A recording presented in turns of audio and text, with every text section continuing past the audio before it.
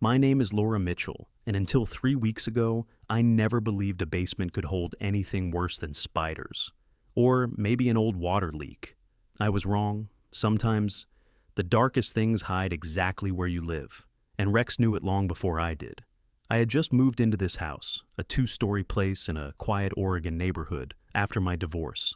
It wasn't perfect. It was a little old, a little creaky, but it felt like a new start. Rex, my 4-year-old German shepherd, loved it instantly. Or so I thought. The first sign came on the very first night. I was unpacking boxes when Rex suddenly stopped chewing his toy. He lifted his head, stared toward the basement door. His ears pricked, his whole body stiffened. "Buddy," I said softly, "what do you hear?" He didn't move. He just stared. At the door, at the dark crack under it, at something I couldn't see. I shrugged it off. New house, new sounds, old pipes, wind through vents, nothing unusual. Except Rex kept staring even after I walked away. The second sign came the next night. I woke up around 2:13 a.m. Not because of a noise, but because Rex jumped onto my bed, shaking. He never did that. Hey boy," I whispered, stroking his fur.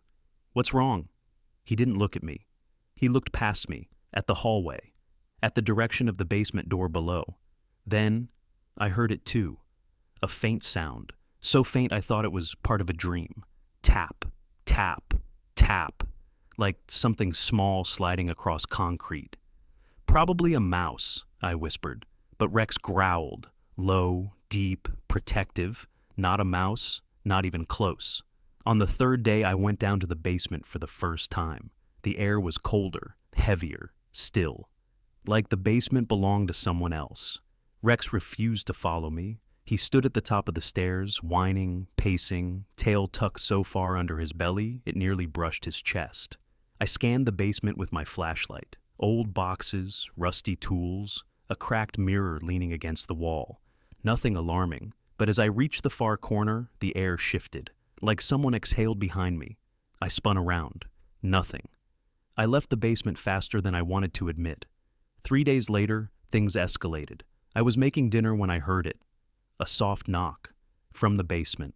Not a random sound, not pipes, not animals. 3 slow knocks. Knock, knock, knock. Rex sprinted toward me, grabbed the sleeve of my shirt with his teeth, and pulled. Hard. So hard I nearly dropped the pan. "Rex, what?" He didn't let go. He actually dragged me, away from the basement door. He planted himself between me and it, body stiff, teeth showing. I had never seen him bare his teeth inside the house before. The basement went silent. Too silent. I reached toward the doorknob. Rex snarled, a full warning snarl. "Okay," I whispered, stepping back. "Okay, buddy, I won't open it." He stayed pressed against me until I backed into the living room. Something was wrong. Something was down there. That night, I made the mistake of ignoring my instincts. At 3:41 a.m., I woke to the sound of breathing, not Rex's. His was steady and warm, curled beside my bed. This breathing was different. It was deep, slow, wet, echoing faintly through the air vent. The vent connected directly to my basement. I sat up slowly, hardly daring to breathe myself. Rex jumped off the bed instantly. His body went rigid. His ears flattened. A low growl rumbled in his chest, a sound I felt in my bones. The breathing stopped. Then, a voice, a whisper pouring through the vent like cold smoke. "Laura!" Every hair on my arms rose. Rex barked, savage and panicked, and put his entire body between me and the vent. I grabbed the phone with shaking hands, but the whisper came again, longer, harsher. "Laura, come down." I dropped the phone, because the voice, it wasn't human. It was trying to sound human. Rex barked so violently the window rattled. Something in the basement scraped across the concrete floor, long, slow, dragging. I clamped my hands over my ears, but I still heard the final whisper. "I've been waiting for you." Rex shoved himself into my lap, shaking, snarling toward the vent like he expected the thing to crawl out. And in that moment, I understood. Whatever was in the basement, it knew my name, it knew I lived alone, and it wanted me to come down there. I didn't sleep after that. I couldn't. Rex stayed pressed against me until dawn, his body trembling every time a pipe shifted or the house settled. He didn't relax once, not even for a second.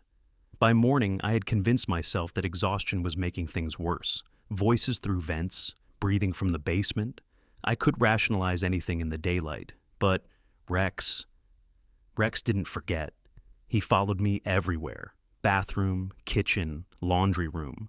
If I walked toward the basement door even by accident, he blocked me. Legs wide, head low, growl rumbling deep in his throat. By noon, I finally said it out loud. "There is something down there, isn't there?" Rex didn't bark. He didn't whine. He just looked at the door with a hatred I'd never seen in a dog's eyes.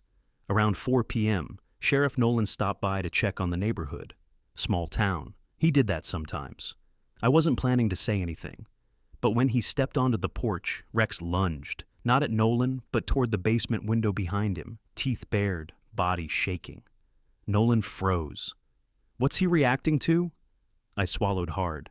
I don't know how to say this without sounding insane. "Try me," he said. So I told him about the knocking, the breathing, the dragging, the voice that knew my name. Nolan didn't laugh. He didn't smirk. He looked at my house like he'd suddenly seen a ghost standing behind it. Then he asked the question I wasn't ready for. "Has anyone told you about the previous owner?" My stomach tightened. "No." He hesitated. "Maybe this is better discussed inside." But the moment we stepped in, Rex rushed between us and the basement door, like he thought Nolan was about to open it. Nolan lifted his hands in a slow, calming gesture. "Easy, boy. I'm not going anywhere near that door." Rex didn't trust him. Rex didn't trust anyone near that door. Nolan pulled out a notebook. "Laura, the man who lived here before you, he disappeared." My breath stuttered. "Disappeared!" 3 months before you moved in. He was elderly, lived alone, no signs of forced entry, no missing items, no stray footprints, vanished without a trace. I stared at him. "But the real estate agent said he moved to Florida." "He didn't," Nolan said quietly. Rex let out a low growl. Nolan lowered his voice further. "That basement was the last place he was seen." The room felt colder. What happened down there?" I whispered. He shook his head. "We never found him, but neighbors reported strange noises from your place. They thought he was losing his mind." Rex suddenly snapped his head toward the basement door and growled so sharply the hair on my arms lifted. Nolan stared at the door. "What is he sensing?" Before I could answer, the basement air vent rattled. Once, twice. Then, something spoke from the vent. Not a full word, just a sound. A long, stretched, throaty hiss. "Laura!" Nolan stepped back instinctively. "What the hell was that?" He looked at me, face drained of color. "You said you heard a voice. I didn't believe it until—" The vent rattled again. Rex exploded into barking, teeth snapping toward the metal grate, hackles raised so high they looked like a second spine. Then, something dragged across the basement floor. Slow, heavy, scraping concrete like bone against stone. Nolan drew his flashlight. "Okay, we're checking the basement." "No!" I grabbed his arm. You heard it. That's not something you walk toward." "I'm not letting you live with this thing under your house," he said firmly. But when he stepped toward the basement door, Rex blocked him, completely, body rigid, head lowered, teeth bared. "Rex," Nolan whispered, "I'm trying to help." Rex did not move. He looked at Nolan like Nolan was about to commit suicide. The growl coming from Rex wasn't normal. It was desperate, warning, pleading. Nolan held Rex's gaze for a long moment. Then he slowly stepped back. Rex stopped growling the second Nolan retreated away from the door. Nolan swallowed. "All right, I get it. If your dog thinks opening that door is a death sentence, we're not opening it." My legs gave out, and I lowered myself to the couch, shaking. Nolan exhaled slowly. "We need backup.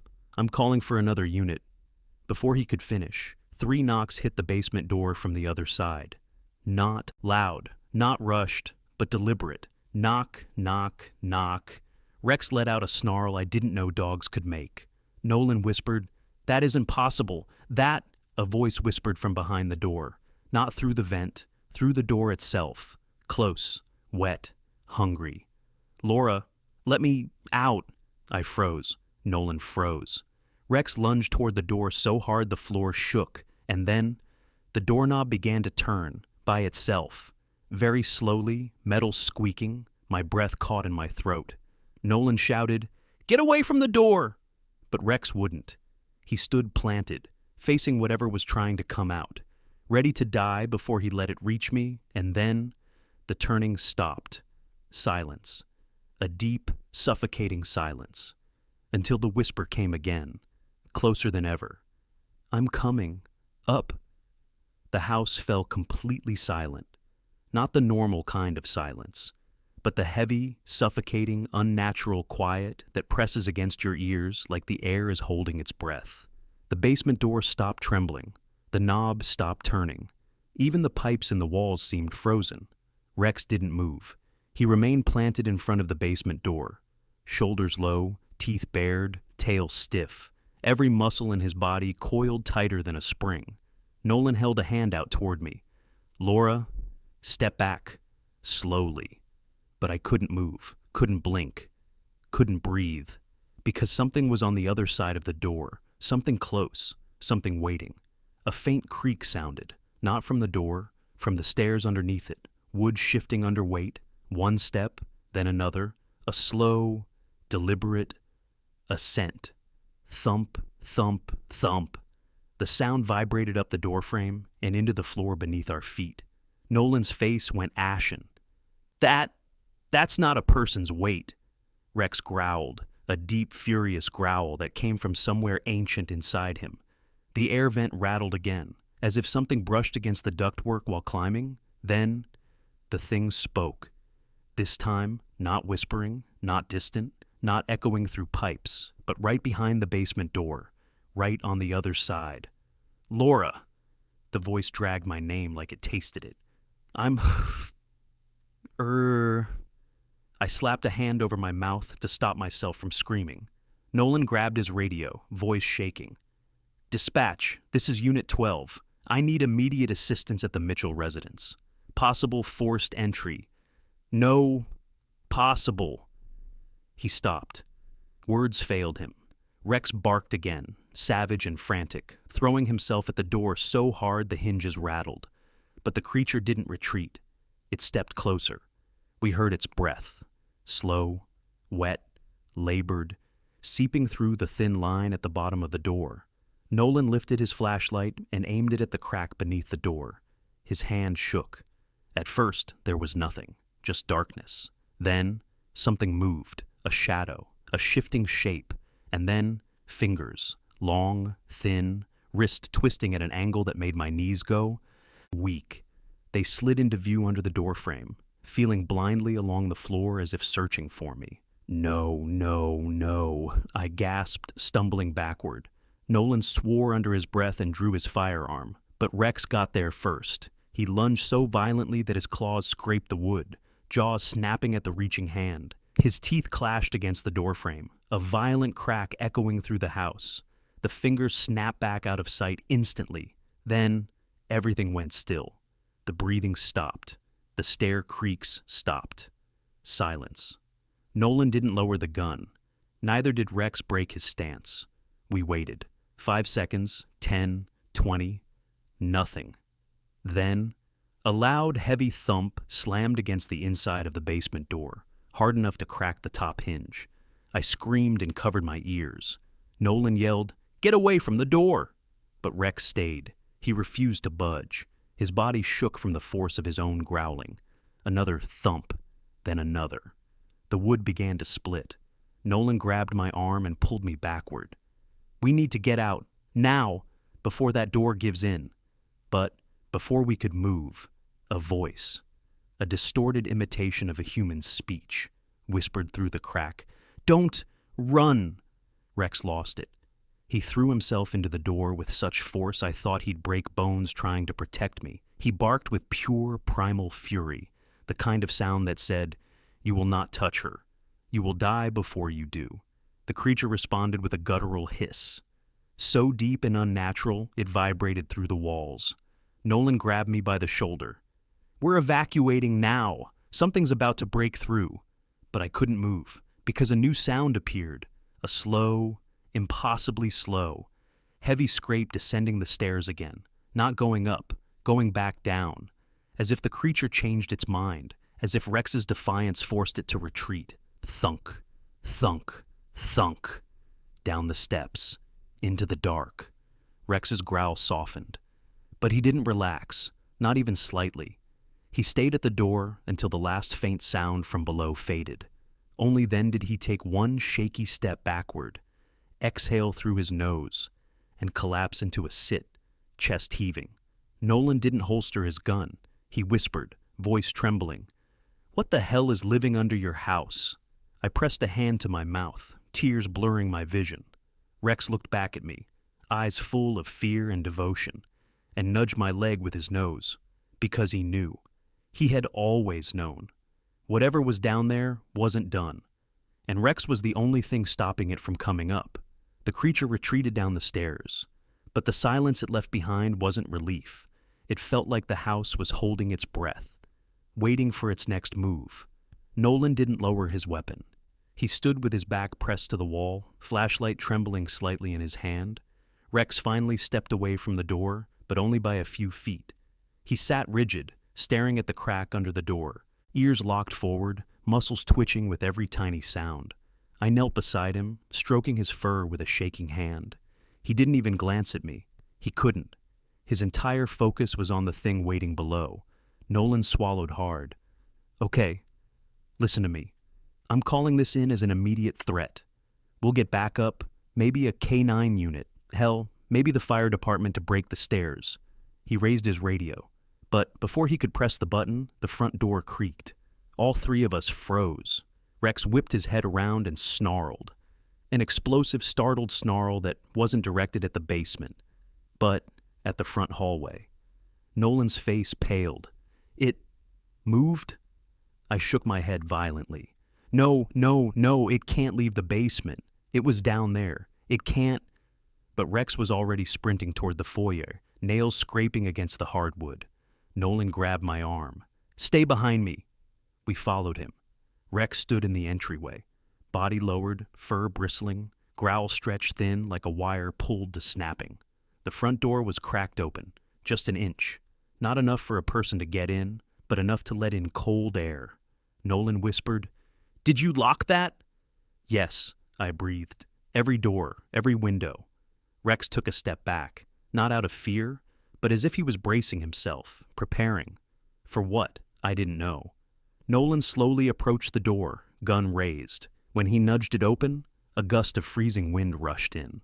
The porch was empty. The street was dark. But something wasn't right. The welcome mat was pushed aside. The potted plant was tipped over, and small scratches marked the wooden frame. Thin, sharp, too high off the ground for any animal. Nolan examined them with the flashlight. "These aren't human," he muttered. My stomach dropped. Rex barked, just once, but loud enough to shake the windows. Then he ran, not toward the front door, not toward the basement, toward the living room wall. He barked at it, snarled at it, scratched at it as though something stood on the other side. "We need to get out of this house," Nolan said, grabbing my wrist. "Now!" But Rex didn't move toward the exit. He barked at the wall again, more frantic this time, pushing his shoulder against it like he was trying to warn us of something inside it. Then we heard it, a faint sound inside the wall, a dragging, scraping, slithering sound, moving upward, inside the structure of the house. Nolan whispered, "Dear God, it's trying to find another way up." I staggered backward. No, how did it get inside? How?" Nolan's eyes widened. "The basement vent system. It connects through the wall cavities." Rex barked again, desperate, slamming his paws into the drywall. The sound moved, higher, toward the second floor, toward my bedroom, the vent in my bedroom, where the voice first whispered my name. Nolan grabbed me. "Laura, we have to leave this minute." But Rex darted past us, sprinting toward the staircase. "Rex!" I screamed. He didn't stop. He bolted up the stairs, nails scratching frantically. At the top, he turned left, straight toward my bedroom, and barked so violently the door shook in its hinges. Nolan was right behind him. "Stay downstairs," he shouted back at me. "Don't come up here." But I couldn't. I ran after them. When I reached the bedroom doorway, Nolan was pressed against the wall beside it, gun raised, breathing hard.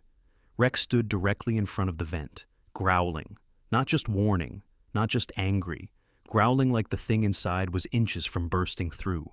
I whispered, "What do you see, boy?" "What's there?" Nolan stepped forward, then froze, because the vent bowed outward, metal bending, bolts straining, something pushing through from behind. A bulge formed under the grill, the shape of a hand, long fingers, pressing, trying to break through. Nolan shouted, "Get back!" Rex lunged. He threw himself at the vent with a force I didn't know a dog could generate. Metal clanged, something hissed, a horrible shrieking hiss that vibrated through the walls. Rex slammed into it again, and the bulge retreated, fast, scrambling downward, rattling through the walls, back toward the basement. Nolan grabbed my arm, pulling me into the hallway.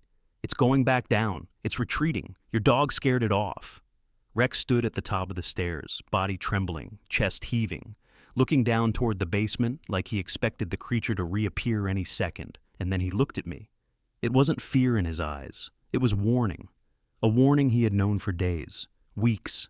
He knew what the thing wanted, and he knew it wasn't finished.